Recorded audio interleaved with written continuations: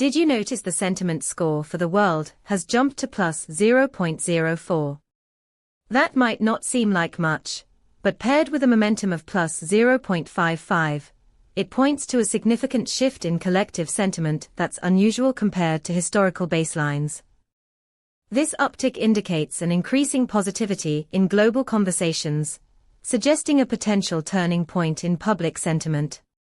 When you call our World Sentiment API, you get a rich payload of data that encapsulates this shift, including sentiment scores and momentum indicators. One practical use case could be enhancing your trading algorithms to respond to this newfound positivity, allowing for more informed decisions based on evolving global sentiment. For more details on how to leverage this data, visit pulsebit.lojenterprise.com/docs.